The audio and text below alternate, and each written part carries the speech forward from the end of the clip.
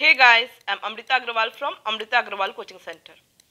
जैसा कि आप सब लोग जानते होंगे कि मैं डेली अपने चैनल पे एसएससी सीजीएल टीयर 2 के प्रीवियस ईयर क्वेश्चंस लेकर के आती हूँ।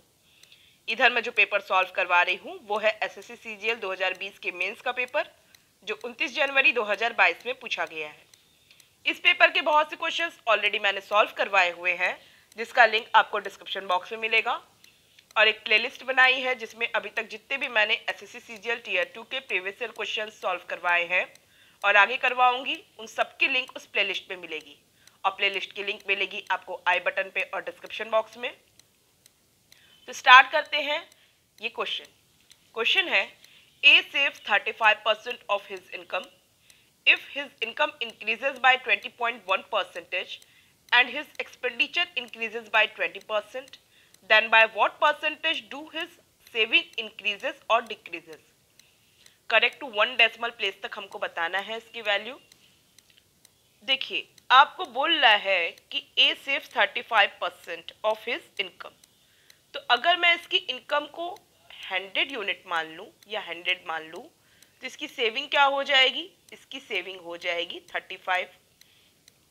तो इसका मतलब इसका एक्सपेंडिचर क्या हो जाएगा? आपको पता होगा, इनकम में से अगर हम सेविंग माइनस कर दें तो मुझे एक्सपेंडिचर मिल जाता है, जो कि हो जाएगा 65। कह रहा है कि if his income increases by 20.1%। अगर 100 मैंने माना है इनकम, तो इसका मतलब इसकी अब जो 20.1% इंक्रीज हुई है इनकम, तब नई इनकम क्या हो गई? 120.1 हो गई। और कह रहा है कि and his expenditure increases by 20%, means 65 का 20% बढ़ गया है जो नया एक्सपेंडिचर है। तो इसका मतलब अब नया एक्सपेंडिचर क्या हो जाएगा? 120% ऑफ 65। और 120% को अगर मैं फ्रैक्शन में लिखूं कैलकुलेशन को इजी करने के लिए, तो मैं क्या लिखूंगी?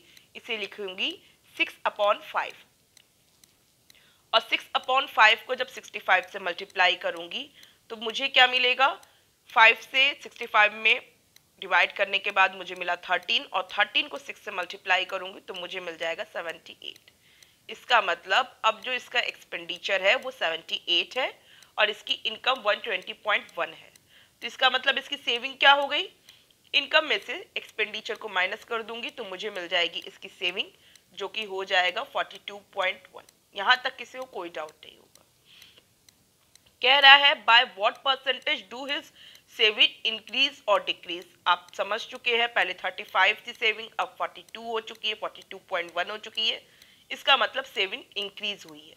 कितनी इंक्रीज हुई है? 42.1 में से 35 को माइनस कर दूंगी तो मुझे क्या मिलेगा? मुझे मिलेगा 7.1। मीन्स 7.1 रुपीज या यूनिट इसकी सेविंग इंक्रीज की है, लेकिन वो सिर्फ परसेंटेज पूछ रहा है। तो अगर आपसे परसेंटेज पूछ रहा है तो जो इसकी इनिशियल सेविंग है, जो इसकी स्टार्टिंग में सेविंग आपको 35 दिखाया है, आप उसके अकॉर्डिंग उसकी परसेंटेज बताएंगे। तो डिवाइडेड बाय 35 हुआ और इसे 100 से मल्टीप्लाई कर दीजिए, आपको मिल जाएगी इसकी परसेंटेज। सिंपल है। अब आप इसे कैलकुलेट कर लीजिए। इसे कैलकुलेट करेंगे तो क्या हो जाएगा? ये हो जाएगा 710/75, सॉरी 710/35। और 710/35 को जब आप 5 से कट लगाएंगे तो आपको मिलेगा 142/7। तो 7 में से जब हम 142 में डिवाइड करेंगे तो ये कितने टाइम्स जाएगा? 20.28 टाइम्स जाएगा। और 20.28 टाइम्स आने का मतलब क्या हुआ? 1 डेसिमल तक मुझे बताना है, तो इसका मतलब हो गया इसकी वैल्यू 20.3, जो कि इंक्रीज हुई है, जो कि ऑप्शन मुझे बी दिखाई दे रहा है। आई होप आपको सारे पॉइंट्स क्लियर समझ में आए हैं। ये सारे कैलकुलेशन आप खुद से कर सकते हो और बहुत सिंपल क्वेश्चन था। इनफैक्ट अब बस डाटा इंटरप्रिटेशन का क्वेश्चन बचा है। ये आखिरी क्वेश्चन था जो अभी मैंने सॉल्व करवाया है। डाटा इंटरप्रिटेशन के सारे क्वेश्चंस करवा दूंगी तो फिर ये सारे पेपर, मतलब इस पेपर के सारे क्वेश्चंस कंप्लीट हो जाएंगे। उसके बाद मैं एसएससी सीजीएल 2019 के मेंस के क्वेश्चन सॉल्व करवाऊंगी। और इस टाइप के बहुत से क्वेश्चंस मैंने सॉल्व करवाया है, आप प्लेलिस्ट में जाके चेक कीजिए और आप प्रैक्टिस कीजिए, क्योंकि इस साल जो क्वेश्चंस आए हैं उसमें सबसे ज़्यादा जो नंबर ऑफ क्वेश्चंस है इसी टाइप के पूछे गए हैं। तो एक बार आप जाकर के ज़रूर विजिट करिएगा और इस पर सब प्रैक्टिस कर लीजिए आप। मैंने काफ़ी डीप कंसेप्ट पे सारी चीज़ें बताई